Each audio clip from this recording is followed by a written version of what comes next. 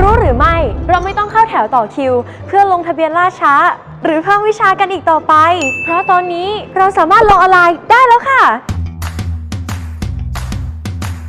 ต่อไปนี้ใครที่ต้องการลงทะเบียนล่าช้าหรือขอเพิ่มที่นั่งไม่ต้องมาที่มหาวิทยาลัยเพราะตอนนี้มีระบบการลงทะเบียนล่าช้าเพิ่มวิชาขอเพิ่มที่นั่งออนไลน์และเช็คผลได้ที่เว็บไซต์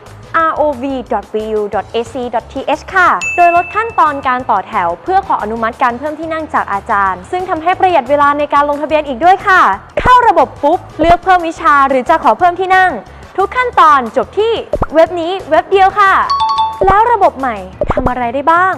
1. เหมาะสำหรับคนที่ต้องการจะเพิ่มวิชาเท่านั้น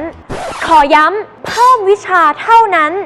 2. สำหรับคนที่ยังไม่เคยลงทะเบียนมาก่อนหรือลงแล้วแต่ยังไม่ได้ชำระเงินตอนนี้ให้ลงทะเบียนล่าช้าแบบออนไลน์เท่านั้นจะทำอยู่บ้านอยู่หออยู่ร้านเน็ตทำผ่านสมาร์ทโฟนหรือแท็บเล็ตก็ตามที่เราสะดวกได้เลยค่ะ 3. เหมาะสำหรับคนที่เคยลงทะเบียนแบบกลุ่มหรือแบบรายบุคคลมาแล้วแต่อยากจะเพิ่มวิชา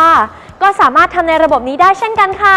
โดยเราจะมาสรุปขั้นตอนแบบง่ายๆในการลงทะเบียนล่าช้าหรือเพิ่มวิชาหรือขอเพิ่มที่นั่งออนไลน์รูปแบบใหม่ถ้าพร้อมแล้วไปดูกันเลยค่ะก่อนอื่นให้เราเข้าไปที่เว็บไซต์ rov.vu.ac.th แล้วล็อกอินเพื่อเข้าสู่ระบบค่ะหากใครอยากรู้ขั้นตอนแบบละเอียดก็สามารถอ่านคู่มือก่อนการลงทะเบียนคลิกที่ลิงก์นี้ได้เลยนะคะหลังจากที่เราล็อกอินเรียบร้อยแล้วจะเข้าสู่หน้าแรกของเว็บไซต์นี้ค่ะโดยให้สังเกตที่เมนูยื่นคำขอลงทะเบียนให้เราคลิกเข้าไปซึ่งจะมีหน้าคำเตือนชี้แจงรายละเอียดและข้อตกลงของการใช้ระบบจากนั้นกดเลือกยอมรับข้อตกลงแล้วกด next ไปยังขั้นตอนต่อไปค่ะพอมาถึงหน้านี้ระบบจะแบ่งการทำงานง่ายๆออกเป็น 3 ขั้นตอนดังนี้ค่ะ 1. เลือกวิชาเรียน 2. ระบุเหตุผลที่ลงทะเบียน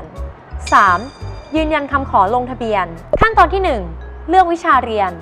ให้เราเลือกวิชาเรียนและเซกชันโดยคลิกเพิ่มวิชาที่ปุ่มสีเหลืองและพิมพ์ชื่อรหัสวิชาที่ต้องการลงทะเบียนเรียนเช่นวิชา AB 200แล้วเลือกเซกชันที่ต้องการจากนั้นระบบจะแสดงผลรายละเอียดของวิชาที่เราเลือกว่าวิชานี้เรียนที่ไหนวันอะไรเวลาใดและแสดงจำนวนที่นั่งในวิชานี้เมื่อเลือกเสร็จแล้วให้ทุกคนสังเกตที่คุณสมบัติค่ะว่าเราสามารถเลือกวิชานี้ได้ไหมสีเขียวผ่านเงื่อนไขสามารถลงวิชานี้ได้สีแดงไม่ผ่านเงื่อนไขไม่สามารถลงวิชานี้ได้โดยจะมีเหตุผลชี้แจงว่าทำไมเราไม่สามารถลงได้ส่วนสีเหลืองผ่านเงื่อนไขแต่มีคำเตือนสามารถลงวิชานี้ได้เมื่อเลือกวิชาเรียบร้อยแล้วให้กดปุ่ม select เพิ่มวิชานั้นไปในใบลงทะเบียนหากเลือกวิชาครบตามที่เราต้องการแล้วให้เราตรวจสอบความถูกต้องแล้วคลิกปุ่ม next ได้ทันทีโดยระบบจะให้เรากดยืนยันบันทึกวิชาที่เลือกอีกครั้งเพื่อนำไปสู่ขั้นตอนต่อไปค่ะขั้นตอนที่ 2 ระบุเหตุผลที่ลงทะเบียนสำหรับกรณีวิชาที่เราเลือกมีที่นั่งเต็มให้เราพิมพ์ชี้แจงเหตุผลเพื่อยื่นคำร้องขอที่นั่งเพิ่มแต่ถ้าหากใครมีวิชาที่มีที่นั่งว่างสามารถลงวิชานั้นได้เลยโดยให้กดปุ่ม next ข้ามขั้นตอนนี้ไปค่ะขั้นตอนที่ 3 ยืนยันคำขอลงทะเบียนในหน้านี้ให้เราตรวจสอบความถูกต้องของวิชาทั้งหมดที่เราต้องการลงทะเบียนล่าช้าหรือเพิ่มวิชาหลังจากนั้นให้เรากรอกอีเมลและเบอร์โทรศัพท์มือถือที่สามารถติดต่อได้เพราะถ้าหากมีปัญหาเรื่องการลงทะเบียนไม่สามารถลงได้จะมีอาจารย์ที่ทำการอนุมัติวิชานั้นๆติดต่อมาชี้แจงและให้คำปรึกษากับเราโดยตรงค่ะเมื่อกรอกข้อมูลและตรวจสอบเรียบร้อยแล้วให้กดปุ่ม finish เพื่อยื่นคำขอลงทะเบียนค่ะหลังจากนั้นให้เราติดตามผลคำขอในเมนูข้อที่ 2รอระบบประมวลผลประมาณ 15-60 นาทีขึ้นอยู่กับปริมาณใบคำขอลงทะเบียนค่ะซึ่งจะถูกพิจารณาผลการลงทะเบียนภายในช่วงเวลา 9:30 นาทีถึง 16 นาฬิกาเท่านั้นค่ะเมื่อคำร้องอนุมัติเสร็จสมบูรณ์ทุกวิชาให้เรากดปุ่มพิมพ์แบบฟอร์มเพื่อนำไปชำระเงินค่ะแต่กรณีคำร้องวิชานั้นของเราไม่ได้รับการอนุมัติให้กด cancel เพื่อยกเลิกใบคำร้องหรือกด edit เพื่อเข้าไปแก้ไขจัดวิชาหรือเลือกเซกชันใหม่นั่นเองค่ะตัวอย่างเช่นลงเพิ่มไป5วิชาแต่มีแค่2วิชาที่ไม่อนุมัติให้เรากดกากบาทลบ2วิชานั้นออกไปและดำเนินการยืนยันลง3วิชาที่เหลือแล้วพิมพ์ใบรายงานผลการลงทะเบียนเพื่อนำไปชำระเงินให้เรียบร้อยค่ะข้อควรรู้ก่อนการลงทะเบียนให้เราเช็คแต่ละวิชาที่เราอยากลงว่าสามารถลงได้แบบไม่มีปัญหาเช่น ช่น เวลาเรียนในแต่ละวิชาไม่ชนกัน มีที่นั่งในวิชานั้นในเซกชันอื่นหรือไม่ หรือเป็นวิชาในหลักสูตรที่เราสามารถเรียนได้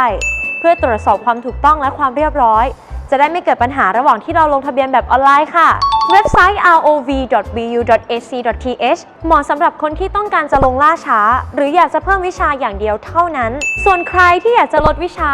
ต้องเข้าไปที่เว็บไซต์ drop.bu.ac.th แต่ถ้าใครอยากลดและเพิ่มต้องเข้าไปที่เว็บไซต์ลดวิชา drop.bu.ac.th และเพิ่มวิชาที่ rov.bu.ac.th นะคะหากใครที่มีปัญหาในการลงทะเบียนออนไลน์สามารถมาที่จุดให้บริการลงทะเบียนเมนแคมปัสหรือรังสิตจะอยู่ที่หอสมุดสุรัตน์โอสถานุเคราะห์ชั้น 3 และชั้น 4 สำหรับ City Campus หรือกล้วยน้ำไทยจะอยู่ที่อาคาร 5 หอสมุดชั้น 2 ซึ่งจะมีอาจารย์แผนกทะเบียนคอยให้คำปรึกษาแนะนำอยู่ที่นั่นค่ะ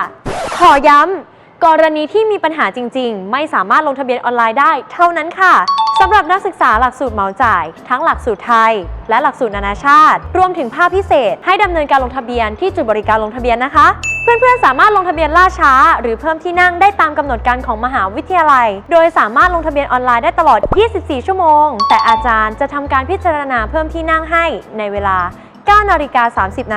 ถึง 16 นาฬิกาเมื่ออาจารย์อนุมัติเพื่อนๆจะเห็นผลการพิจารณาทันทีเลยค่ะและทั้งหมดนี้คือระบบการลงทะเบียนล่าช้าหรือเพิ่มวิชารูปแบบใหม่ที่ทำได้แบบออนไลน์